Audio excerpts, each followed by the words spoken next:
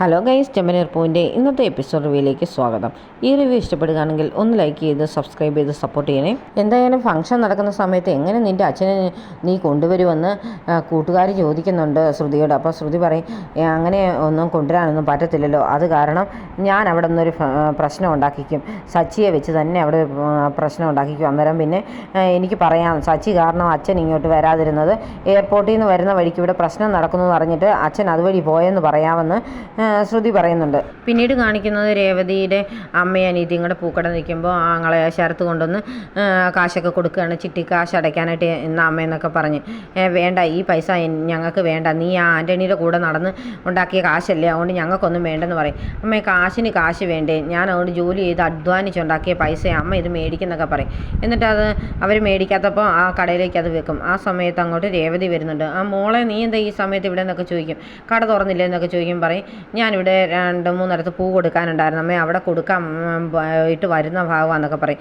എന്തേ സച്ചി വന്നില്ലേ എന്നൊക്കെ ചോദിക്കും. അദ്ദേഹം രാവിലെ കാറും കൊണ്ട് പോയി എന്നൊക്കെ പറയും. ഓ, അദ്ദേഹം ഇങ്ങോട്ടൊക്കെ വരുമോ എന്നൊക്കെ ചോദിച്ച് കളിയാക്കുകയാണ് ശരത്ത് രേവതിയെ. അപ്പം പറയും, അദ്ദേഹത്തിന് വേറെ ജോലി ഉണ്ടടാ, പിന്നെ എനിക്ക് മാത്രം ചെയ്യാനുള്ള പരിപാടിയൊക്കെ അല്ലേ ഉള്ളൂ, അത് കാരണം ഞാൻ ഇങ്ങനെ വന്നതേ ഉള്ളെന്ന് പറയും. നിൻ്റെ കൈയൊക്കെ എങ്ങനെ ശരിയായോ എന്നൊക്കെ ചോദിക്കും. കുഴപ്പമില്ല ചേച്ചി എന്നൊക്കെ പറയും.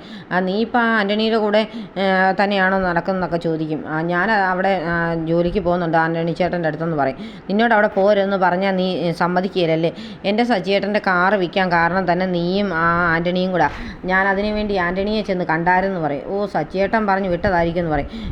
അദ്ദേഹം പറഞ്ഞു വിട്ടൊന്നുമല്ല, ഞാൻ അവിടെ ചെന്ന് നന്നായിട്ട് പറഞ്ഞിട്ടുണ്ട്, എൻ്റെ സച്ചിയേട്ടൻ്റെ കുറുകെ ഇനി വന്നു പോയേക്കരുതെന്ന്, വന്നാൽ അവൻ്റെ ചെവിക്കലടിച്ച് ഞാൻ പറിക്കുമെന്ന് പറഞ്ഞെന്നും പറയും.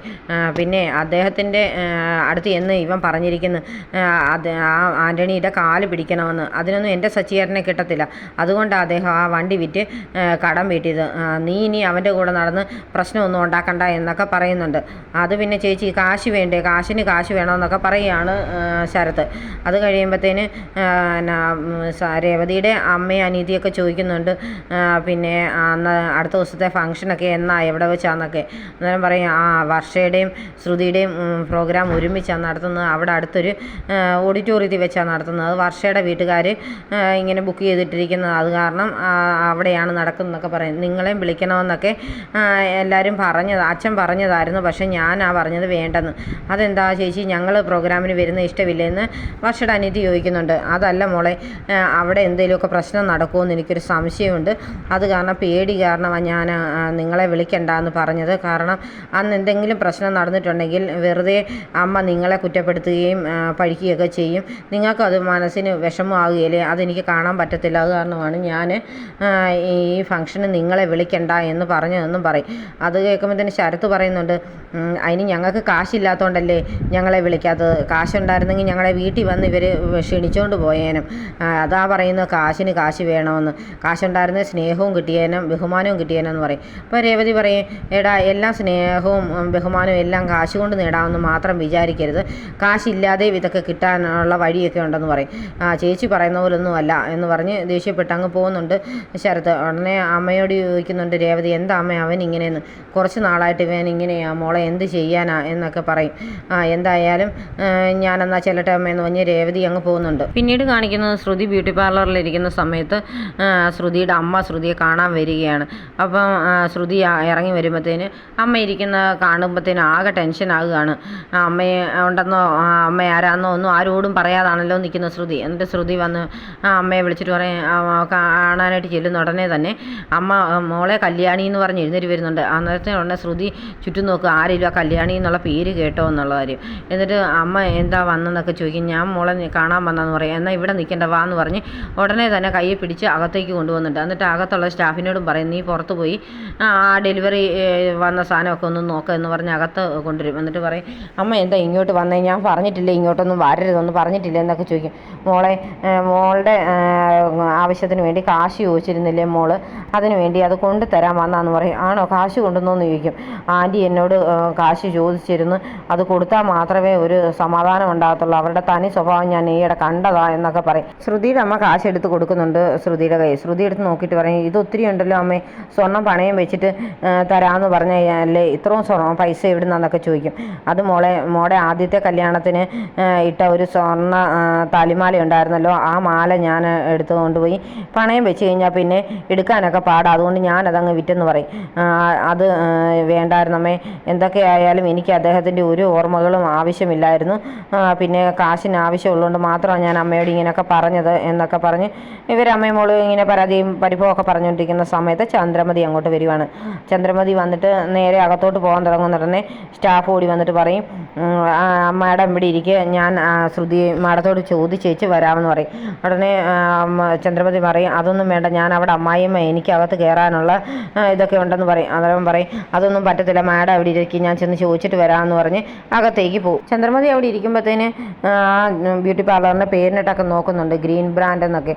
അത് കാണുന്നുണ്ട് ചന്ദ്രമതിക്ക് ദേഷ്യം വരും. എൻ്റെ പേരും മാറ്റി എൻ്റെ മര്യാദയും കളഞ്ഞ് അവൾ ഇരിക്കുക എന്നൊക്കെ പറഞ്ഞ് ദേഷ്യപ്പെട്ടിരിക്കുമ്പോൾ സ്റ്റാഫ് എന്ന് ശ്രുതിയോട് പറയുന്നുണ്ട്, മാഡത്തിൻ്റെ ആൻറ്റി വന്നു. ആൻറ്റിയോ, എന്താ അവർ ഈ സമയത്ത് വന്നത് എന്ന് ചോദിക്കും. അന്നേരം ശ്രുതിയുടെ അമ്മയും ചോദിക്കുന്നുണ്ട്, എന്താ ഇവരിപ്പോൾ ഈ സമയത്ത് വന്നെന്ന്. ആർക്കറിയാം, അവർ എന്ത് കാര്യത്തിനാണ് വന്നതെന്ന് അറിയത്തില്ല, എന്നാലും ഞാനിതാ പറയുന്നത്, അമ്മ എന്തിനാണ് ഇങ്ങോട്ട് വന്നത്, നിങ്ങൾ ഇങ്ങോട്ട് വന്നു കഴിഞ്ഞാൽ പിന്നെ എൻ്റെ ഉള്ള ടെൻഷൻ കൂടത്തേ ഉള്ളൂ, നിങ്ങളോട് ഇങ്ങോട്ട് വരരുതെന്ന് ഞാൻ പറഞ്ഞിട്ടില്ലേ എന്നൊക്കെ ചോദിച്ച് അങ്ങ് ഒരു അപരിചിതയോട് സംസാരിക്കുന്ന പോലാണ് ശ്രുതി സ്വന്തം അമ്മയോട് സംസാരിക്കുന്നത്. അപ്പോൾ അത് കേൾക്കുമ്പോൾ ആ അമ്മയ്ക്ക് ഒരുപാട് സങ്കടമൊക്കെ ആകുന്നുണ്ട്. എന്താ മോൾ ഇങ്ങനെ വെറുതെക്കാരോട് പറയുന്ന പോലെ. അന്നേരത്തേന് ചന്ദ്രമതി അവിടെ ഇരുന്ന് അകത്തേക്ക് നോക്കുകയാണ്. എന്നിട്ട് ചോദിക്കും, എന്ത് ചെയ്യേ നീ അവളോട് ചെന്ന് പറഞ്ഞില്ലേ എന്നൊക്കെ ചോദിക്കും.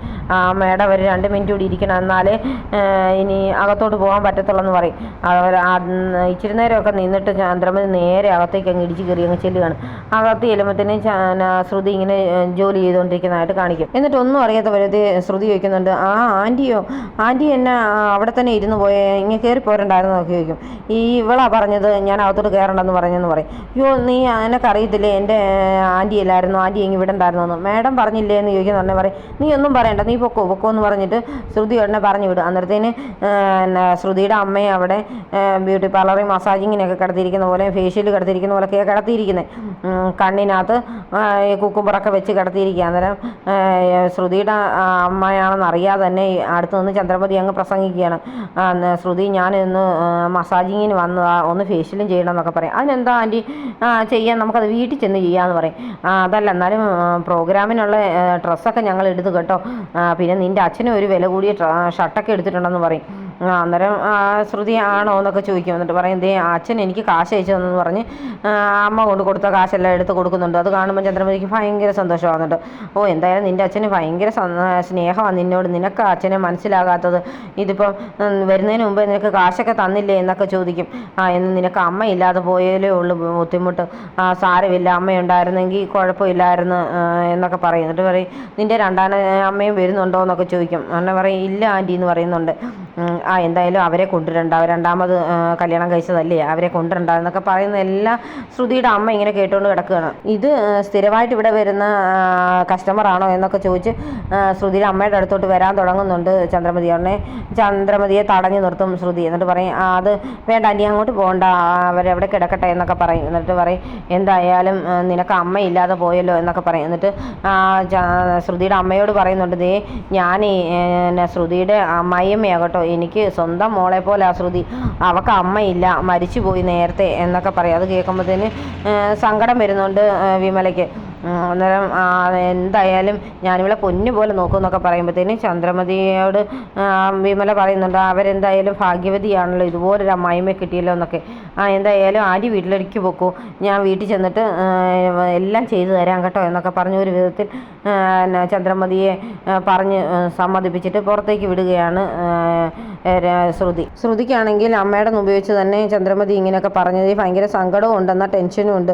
അമ്മ എന്ത് വിചാരിക്കും ഓർത്തിട്ടായിരിക്കും. എന്നിട്ട് കുറച്ച് നേരം അമ്മയ്ക്കിട്ടൊക്കെ നോക്കി നിന്നിട്ട് ശ്രുതി ഇറങ്ങിപ്പോകാൻ തുടങ്ങുകയാണ്. അന്നേരം വിമല കണ്ണിൽ വെച്ചിരിക്കുന്ന കുക്കുംബറൊക്കെ എടുത്ത് മാറ്റിയിട്ട് നന്നായിട്ട് അങ്ങ് കരയുകയാണ്. അവർക്ക് ഒരുപാട് സങ്കടം വരുന്നുണ്ട്. അമ്മ മരിച്ചു പോയെന്നൊക്കെ പറഞ്ഞ് കല്യാണം കഴിച്ചതാണല്ലോ മകൾ, അതൊക്കെ ഓർത്തിട്ടൊക്കെ ഒത്തിരി സങ്കടപ്പെട്ട് ഇരിക്കുന്നവരെ കാണിച്ചുകൊണ്ടാണ് ഇന്നത്തെ എപ്പിസോഡ് അവസാനിക്കുന്നത്.